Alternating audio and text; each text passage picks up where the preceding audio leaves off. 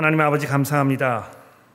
이제 저희들의 마음에 주의 성령께서 함께 하셔서 이 말씀에 집중하게 하시고 또 우리에게 필요한 하나님의 말씀을 들으며 우리가 마음속에 위로를 받고 격려를 받으며 도전을 받아서 주를 위해 사는 데 부족하지 않도록 이 시간 저희를 인도하여 주옵소서. 예수 그리스도의 이름으로 간절히 기도합니다. 아멘. 지난주 멜번에서 또 영국 런던의 도심에서 국가의 이민 정책에 대해서 항의하는 그런 대규모 집회들이 열렸습니다. 시위에 참여했던 사람들이 경찰과 무력 충돌을 일으키는 장면들이 연일 신문과 방송에 보도가 되었었습니다. 세상에서 가장 돈이 많다고 하는 이 미국의 사업가 일론 마스크 씨는 영국이 통제되지 않은 이민 정책으로 영국이라는 나라가 무너지고 있다 이런 주장을 소셜 미디어에 올리면서 이미 과열될 대로 과열된 시위대가 그 시위대 위에 격한 감정에 기름을 붓는 그런 격이 되었던 것 같습니다. 최근 호주 상원인 제신타 프라이스 씨는 호주 연방정부 집권당인 이 노동당이 인도 이민자들의 이민을 집중적으로 선호하고 있다 이렇게 비판을 하면서 노동당이 이런 그 이민 정책을 펴는 이유는 그들이 이민을 와서 노동당을 지지할 그럴 가능성이 매우 높기 때문이라 이렇게 주장을 했는데요. 이런 주장 때문에 거센 반발이 있었고 야당 대표인 수즌 리 씨가 이 프라이스 의원을 당의 주요 요직에서 해임하는 일까지 벌어졌었습니다. 최근 한국에서도 벽돌 공장에서 일하던 스리랑카 국적의 외국 노동자가 지게차에 포장용 비닐끈으로 묶인 채 이동되는 장면이 폭로가 되었었고 대통령이 직접 나서서 이것이 명백한 인권 침해다 이렇게 강하게 비판하자 한국의 노동부가 나서서 관련 공장과 또 가해자들에 대한 조사를 벌이는 이런 해프닝도 있었습니다. 여기 계시는 모든 분들은 한 분도 예외 없이 이민자로 살고 있기 때문에 우리들에게는 이런 일들로 인해서 마음이 매우 불편할 뿐만 아니라 아마도 이민자로 살고 있는 그래서 환영받지 못하는 나그네로 살아간다는 것이 무엇인지를 아주 피부로 느끼게 하는 그런 일련의 사건들이 아닌가 이렇게 생각이 됩니다. 이 자신에게 주어진 상황에서 평화롭고 그저 조용하게 자기 자신이 해야 할 일을 하면서 살고 있을 뿐인 사람들에게 마치 사회적 문제들에 대해서 근거 없는 책임을 묻고 자신의 분을 해소시킬 대상의 지목으로 지목하는 이 부당함에 대해서 여러분과 제가 억울한 마음과 분노를 느끼는 것이 충분히 이해가 될 그런 그 상황이 세계 곳곳에서 반복적으로 벌어지고 있는 이런 이 시점 때문에 아마 오늘 본문을 통해서 우리에게 주신 하나님의 말씀은 더더욱 절실하게 우리 마음속에 파고들게 되지 않을까 이렇게 생각을 해봅니다. 여러분 오늘 봉독된 이 8절 말씀을 주목해 보십시오. 마지막으로 말하노니 너희가 다 마음을 같이하여 동정하며 형제를 사랑하며 불쌍히 여기며 겸손하며 악을 악으로 갚지 말고 욕을 욕으로 갚지 말며 도리어 복을 빌라 이를 위하여 너희가 부르심을 받았으니 이는 복을 이어받게 하려 하심이라. 누가 나에게 악을 행했을 때나 이유 없이 욕을 할 때 그것에 대해서 맞서 싸우고 자신을 방어하는 일은 물론 이 평상시에 남의 형편과 사정을 살피기에 앞서서 자기 일을 먼저 챙기는 자기의 유익을 가장 중요하게 여기는 이것이 이 세상의 철칙이고 또 삶의 원칙이라고 생각합니다. 이웃을 사랑하고 남에 대해서 모질지 않고 부드러운 마음을 품는 것, 개역개정 성경이 이제 불쌍히 여기며 이렇게 번역을 해놨는데 아마 영어 성경에 보시면 이 tender heart라는 말이 이렇게 들어 있습니다. 아주 그 부드러운 마음을 품는다는 의미에서 이제 불쌍히 여긴다 이렇게 의역을 해놓은 것 같은데요. 그런 마음으로 겸손함으로 사는 것이 이론적으로 아주 좋게 보일 수 있다는 것입니다. 그런데 대부분의 사람들은 그것이 이론적으로 좋게 보일지 모르지만 그렇게 살아서는 이 세상에서 살아남을 수 없다고 확신하고 있는 것이 분명합니다. 아무도 나를 보살펴 주지 않기 때문에 내가 내 스스로를, 내 자신과 내 가족을 지키지 않으면 나는 동네 북처럼 늘 맞기만 하는 패배자로 살게 될 것이라는 이 두려움이 사람들의 마음속에 아주 깊이 자리하고 있는 게 분명하다는 것입니다. 여러분, 베드로가 여기에서 한 발자국 더 나가서 9절에 어떻게 말씀하고 있습니까? 악을 악으로 욕을 욕으로 갚지 말 뿐더러 도리어 그들을 위해서 복을 빌라, 이렇게 말씀하고 있다는 것입니다. 여러분, 이거 보시면 베드로 사도가 얼마나 우리 주 예수 그리스도께서 가르치신 것을 마음속에 깊이 간직하고 그것을 분명히 이해하면서 살고 있었는지를 우리가 확인해 보게 됩니다. 제가 화면에 누가복음에 있는 말씀을 좀 올려드릴 텐데, 누가복음 6장 28절에서 예수께서 하신 말씀을 다시 한번 들어보십시오. 그러나 너희 듣는 자에게 내가 이르노니 너희가 원수를 사랑하며 너희 미를 미워하는 자를 선대하며 너희를 저주하는 자를 위하여 축복하며 너희를 모욕하는 자를 위해 기도하라. 이는 이 뺨을 치는 자에게 저 뺨도 돌려대며 내 겉옷을 빼앗는 자에게 속옷도 거절하지 말라. 너희가 만일 너희를 사랑하는 자만 사랑하면 칭찬을 받을 것이 무엇이냐? 죄인들도 사랑하는 자를 사랑하느니라. 하나님을 알지 못하여 아직 죄 가운데 살고 있는 사람들도 자기를 사랑하는 사람은 사랑할 줄 아느니라. 그러니 너희를 사랑하는 사람만 선택적으로 사랑한다고 하면 이 세상 사람들과 다를 바가 무엇이겠느냐? 예수께서 이렇게 우리에게 질문하고 계십니다. 이것에 비해서 예수께서 어떻게 하셨습니까? 죄인들을 위하여 하나님을 섬기고 예배하기보다 오히려 하나님을 대적하는 그들을 위해서 그들이 하나님의 용서를 받을 수 있도록 하시기 위하여 자기 자신을 십자가에 못 박으려고 달려드는 이들에게 온전히 내어주셨다는 것입니다. 아마 이런 죽음이 부당하다고, 하나님 아버지께서 참 너무하시다고, 어떻게 나에게 이런 무리한 기대를 하실 수 있겠느냐고 항변하실 법도 했었지만, 예수님을 가장 끝까지 가까이서 지켜보았던 베드로가 이 서신서 2장 22절에 이렇게 예수님 설명해 놓았습니다. 잠깐 띄워주시겠습니까? 그는 죄를 범하지 아니하시고 그 입에 거짓도 없으시며 욕을 당하시되 맞대어 욕하지 아니하시고 고난을 당하시되 위협하지 아니하시고 오직 공의로 심판하시는 이에게 부탁하시며 친히 나무에 달려 그 몸으로 우리 죄를 담당하셨으니. 예수께서 보이신 이런 모습을 보면 오늘 본문에 악을 악으로 욕을 욕으로 갚지 말고 도리어 복을 빌라라고 하였을 때, 베드로 사도가 이 말씀을 읽고 있는 우리들에게 우리를 미워하고 해를 끼치려고 하는 이들이 마지막 날 하나님께서 완성하실 그 구원에 동참하게 되기를 위하여 기도하고 노력하라고 당부하고 있음이 분명합니다. 악을 악으로 욕을 욕으로 갚지 말고 도리어 그를 위해서 복을 빌라고 이야기했었을 때, 하나님 그저 그 사람들 잘 되고 잘 먹고 행복하게 살도록 해 주십시오, 이렇게 기도하는 것이 아니고요. 이 사람들이 비록 나를 미워하고 근거 없이 나를 해하려고 하지만 하나님 이 사람들도 저에게 베풀어 주신 이 하나님의 은혜에 동참하여 이 마지막 심판 날에 그들도 하나님의 구원에 동참하도록 은혜를 베푸소서. 바로 이것이 하나님께서 우리에게 기대하시는 바요, 하나님의 은혜 안에 살고 있는 우리들의 가야 할 길이라고 베드로 사도가 이야기하고 있습니다. 근데 여러분 보십시오. 그렇게 하였을 때 이 9절 마지막 부분에 보시면 바로 이런 마음과 생각으로 삶을 접근하였을 때 비로소 우리가 하나님의 복을 이어받게 누리게 될 것이라고 가르쳐주고 있다는 것입니다.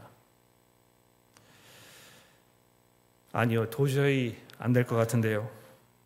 이렇게 해서는 항상 손해만 보고 살게 될 것 같은데요.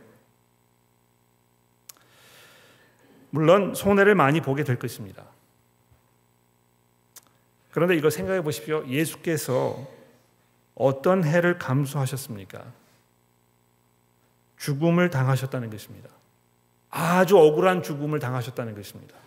얼마나 엄청난 대가를 치르셨습니까? 하나님께서 정하셨던 그 삶의 모습을 따라 사시기 위하여 예수께서 모진 고난을 겪으셨을 뿐만이 아니고 자기를 미워하는 사람들을 위하여 그들의 구원을 위해서 끝까지 그들을 위해 헌신하시는 이 죽음의 길을 마다하지 않으셨다는 것입니다. 그런데 베드로 사도가 분명히 이렇게 말씀합니다. 바로 그런 삶이 하나님의 복을 이어받는 삶이라고. 다음 주 이제 본문 말씀 우리가 볼 때 다시 한번 확인해 보겠습니다만, 바로 그런 길을 예수께서 걸어가셨기 때문에 오늘 3장 20 맨 마지막 절에 보시면 예수께서 하늘에 오르사 하나님 우편에 앉아 계시니 천사들과 권세자들과 능력이 그에게 복종하게 되는 이 엄청난 결과가 벌어졌다는 것입니다. 비록 이 땅에서 우리가 손해를 보고 억울하게 살고 또 내 자신을 내세우기 위해서 나의 어떤 그 억울함을 항변하고 이런 삶을 살지 않았을 때 우라가 치밀고 화병이 나서 죽을 것 같은 그런 마음이 든다고 하더라도 하나님께서는 바로 거기에 참된 복이 있다고 우리에게 약속해 주실 뿐만이 아니고 예수 그리스도를 통해서 그것이 사실이라는 것을 우리에게 아주 밝히 보여주고 있다는 것입니다. 자기의 목숨을 내어놓으셨던 그 그리스도께서 이제 부활하셔서 하나님의 우편에 앉으셔서 모든 천사들과 권세자들을 호령하시는 이 하나님의 영광스러운 메시아로 임명되셨다는 사실을 우리가 기억했을 때 우리가 지금 비록 조금 손해를 보더라도 우리가 조금 어렵더라도 우리가 대가를 치르면서 마치 이 세상에서 어리석은 사람들처럼 보이는 삶을 살아간다 하더라도 거기 안에 참된 복이 있다는 것입니다. 아마 이런 이유 때문에 세상 사람들이 복음을 그렇게 반겨하지 않는다고 생각합니다. 세상 사람들은 이 종교를 갖는 이유를 복을 받기 위해서라고 생각하지 않습니까? 혹시 이 자리에도 뭐 그런 기대를 가지고 오신 분들 계시는지 모르겠어요. 내가 사는 게 좀 너무 힘들고 복잡하고 어려워서 내 힘으로 감당할 수 없는 일이 너무 많기 때문에 내가 이제는 절대자의 힘을 구해야 되겠다. 내가 하나님께 의지해서 내 이 어려운 상황을 좀 풀어갈 수 있는 어떤 그 열쇠, 실마리를 찾아봐야 되겠다. 이런 기대를 가지고 이 자리에 오셨을지 모릅니다. 하나님을 잘 믿고 섬기면 내가 좀 건강하고 풍요롭게 오래 사는 이 세상의 어떤 그 행복을 나도 좀 누릴 수 되지 않을까 하는 이런 막연한 기대가 있는 것입니다. 그런데 베드로 사도가 이 베드로 전서에서 말씀하고 있는 것을 인용하자면 그러한 행복의 기준, 세상 사람들이 보통 알고 있는 이 행복한 삶, 이것은 모두 언젠가 썩어져 없어져 버릴 것인 안개처럼 사라져 버릴 순간적인 것에 불과하다고 말씀하고 있다는 것입니다. 뿐만이 아니고 건강하고 풍요롭게 오래 사는 것이 마치 우리에게 행복을 가져다 줄 것처럼 기대하지만 결코 그렇지 않다는 것을 오늘 본문 말씀이 우리에게 분명히 이야기해 주고 있습니다. 남부럽지 않게 통장에 두둑한 재산을 쌓아두고 사시는 분들이 모든 마음이 편하실까요?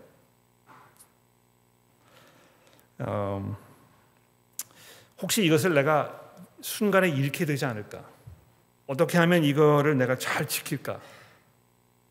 어떻게 이것을 잃어버리지 아니하고 이걸 잘 간수할까? 그래서 내 자녀들에게 남겨줄까 하는 염려 때문에 가정에 불화가 생기고 어려움이 생기고 관계가 깨어지고 이런 일들이 비일비재하다는 것입니다.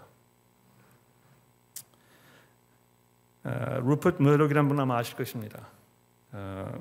미국에서 그 폭스 뉴스 전체를 소유하고 계시는 엄청난 부자인데요. 그 자녀들이 아버지의 유산을 상속받기 위해서 정말 그 피 튀기는 전쟁을 벌이지 않았습니까? 최근에 그 법원에서 이제 결말이 나가지고 그 아버지의 모든 그 언론 관련된 모든 것들을 그 맏아들이 상속하는 것으로 결론이 났는데요.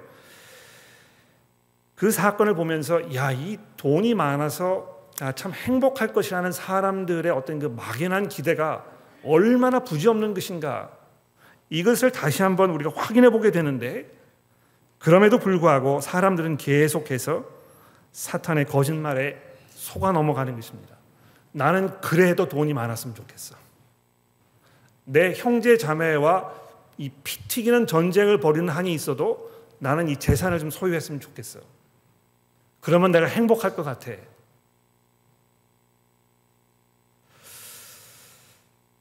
그러나 하나님께서 약속하시는 이 참된 복은 영원히 소멸되지 않을, 하나님께서 친히 하늘에 간직해 두신 복이라고 1장 4절에 말씀하고 있습니다. 썩지 않고 더럽지 않고 쇠하지 아니하는 유업을 너희로 있게 하시나니 곧 너희를 위하여 하나님께서 하늘에 간직하신 것이라고. 그리고 그 하늘에 도착해서 이 하나님의 은혜에 동참하도록 하시기 위해서 하나님께서 그 하나님의 능력으로 우리를 보호하고 인도하고 계신다고 베드로 사도가 우리를 위로하고 있다는 것입니다.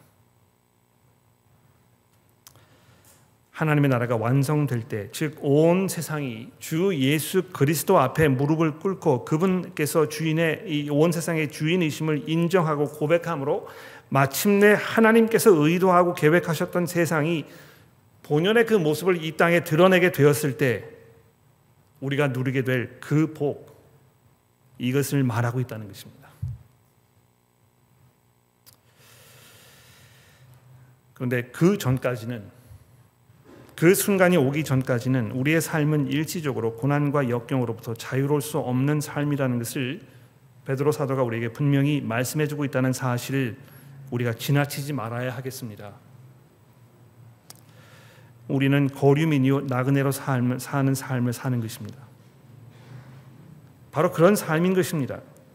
하나님의 복을 풍성히 누리고 살기 염원하고 그것을 위해서 기도하는 것이 너무나 당연하고 좋은 일입니다만, 하나님의 궁극적인 축복은 이 세상에서 우리가 육신을 입고 있는 동안은 온전히 누릴 수 없는 것이라는 것을 여러분 이해하십시오. 많은 사람들이 하나님 잘 믿으면, 예수 잘 믿으면 여러분들이 이 땅에서 많은 복을 누리고 행복하게 살 것이라고 이렇게 약속합니다.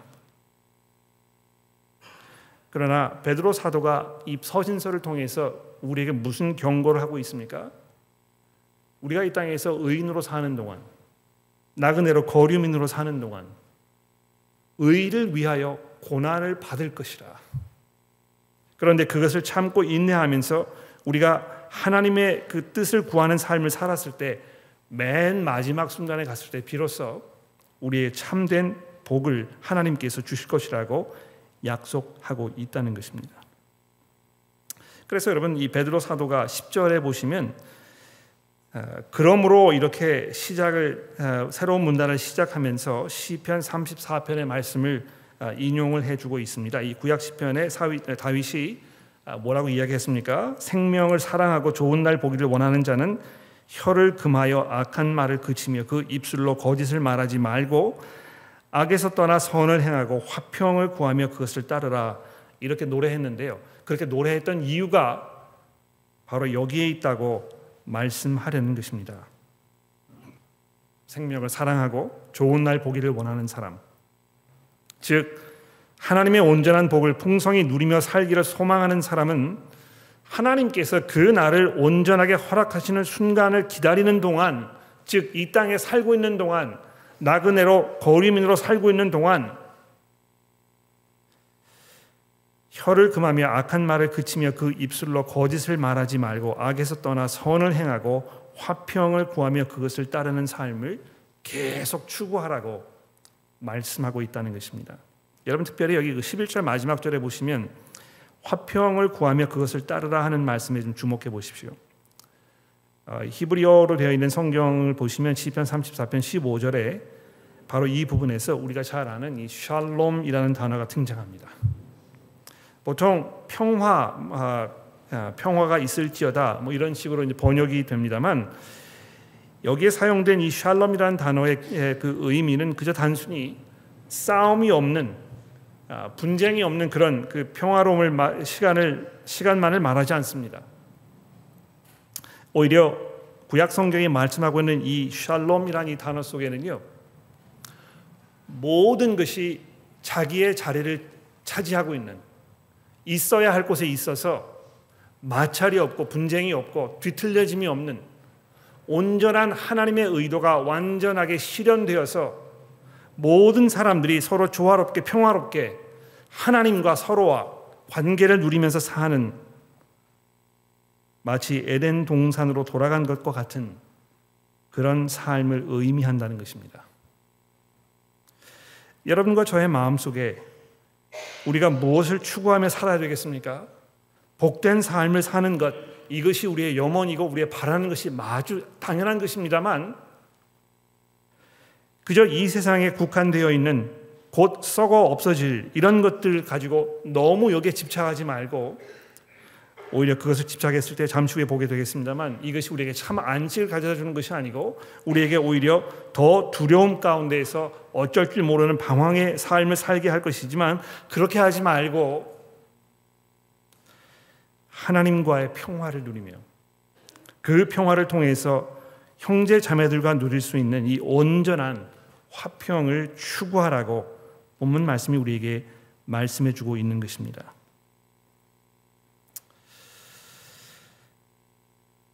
이러한 삶을 바로 예수 그리스도께서 우리에게 친히 삶의 본으로 보여주셨다는 것을 베드로 사도가 우리에게 말씀해 주고 있지 않습니까? 오늘 본문 말씀의 범위에서 약간 벗어납니다만 18절 말씀에 보시면 바로 이 사실을 베드로 사도가 이렇게 얘기하고 있습니다. 그리스도께서도 단번에 죄를 위하여 죽으사 의인으로서 불의한 자를 대신하셨으니 이는 우리를 하나님 앞으로 인도하려 하심이라. 육체로 죽임을 당하시고 영으로는 살리심을 받으셨으니 그가 또한 영으로 가서 옥에 있는 영들에게 선포하시니라. 그들은 전에 노아의 날 방주를 준비할 동안 하나님이 오래 참고 기다리실 때에 복종하지 아니하던 자들이라. 방주에서 물로 말미암아 구원을 얻은 자가 몇 명뿐이니 겨우 8명이라. 물은 그리스도 예수께서 부활하심으로 말미암아 이제 너희를 구원하는 편이 곧 세례라. 이는 육체의 더러운 것을 제하여 버림이 아니요 하나님을 향한 선한 양심의 간군이라. 그는 하늘에 오르사 하나님 우편에 계시니 천사들과 권세들과 능력들이 그에게 복종하느니라.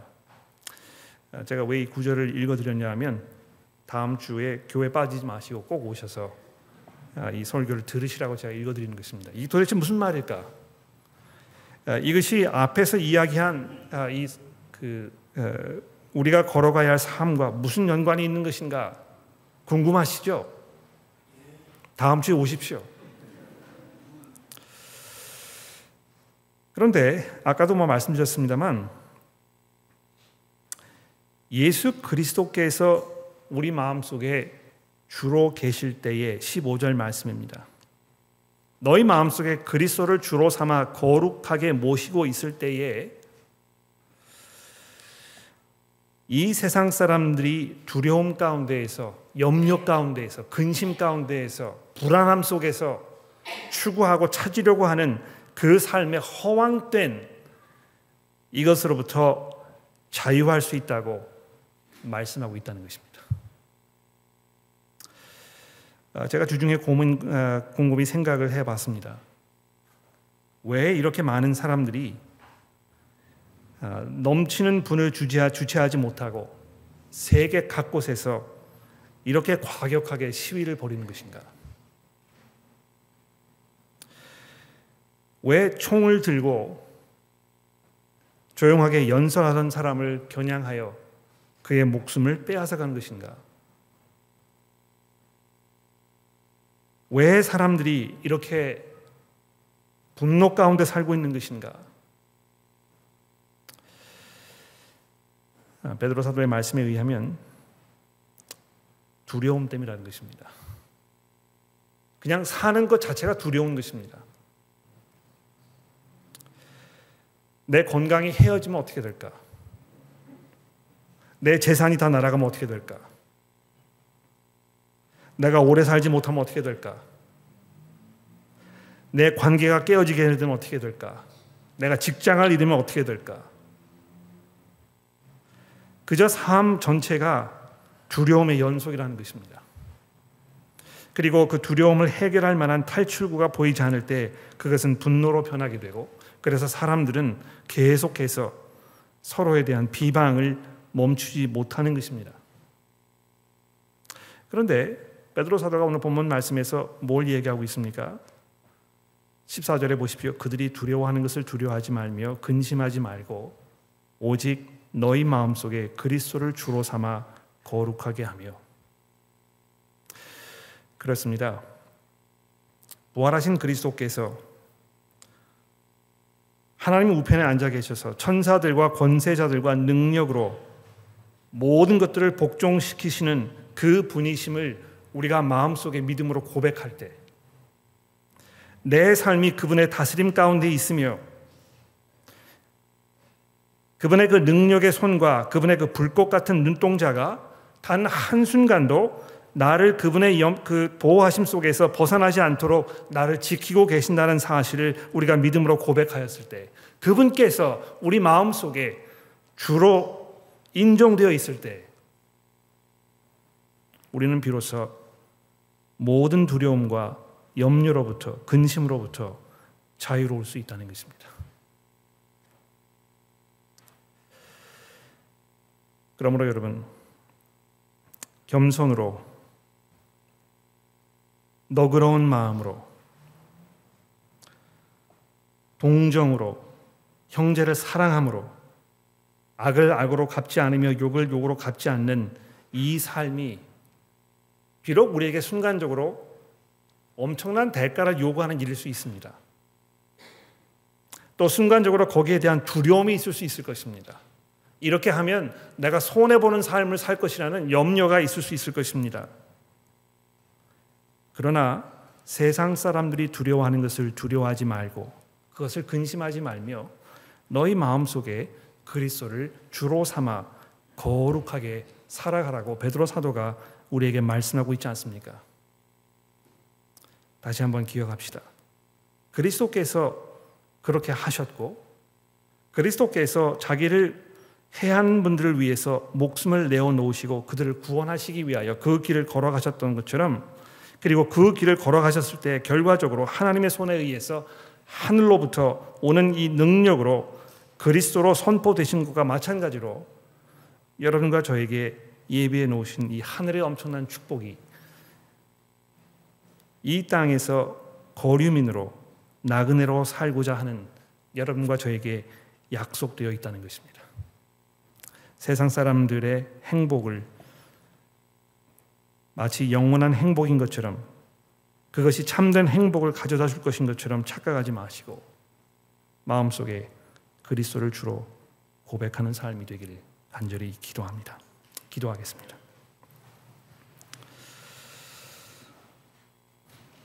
하나님 아버지, 자기 자신을 내세워야 하고 억울함을 항변해야 하고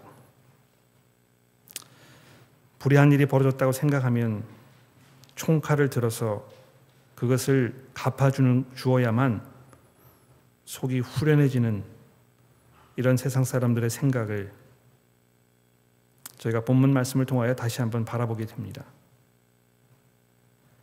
저희들로 하여금 겸손과 두려움 속에서 선한 양심을 지키며 살아가는 삶을 우리에게 권면하고 있는 베드로 사도의 이 권면의 말씀을 듣게 하시고 온전히 우리 자신을 그리스도의 능력의 손에 맡기며 우리가 안전하게 하나님의 구원의 은혜 가운데 들어갈 수 있도록 지키시는 주의 능력 안에 참 평화를 누리게 도와주옵소서. 하나님, 여기 계시는 우리 교우들 가운데 염려와 근심과 걱정과 두려움으로 살고 계시는 분들 계십니까? 주여, 저희가 간절히 기도하는 것은 복음을 통하여 그들이 고백한 이 그리스도의 주 되심을 그 마음속에 다시 한번 각인시켜 주시고 그 안에서 참된 평화를 누리며 하나님의 주시는 은혜 가운데에서 두려움을 인내로 헤쳐나가는 믿음의 길을 걸어가실 수 있도록 은혜의 은혜를 더하여 주옵소서. 예수 그리스도의 이름으로 간절히 기도합니다.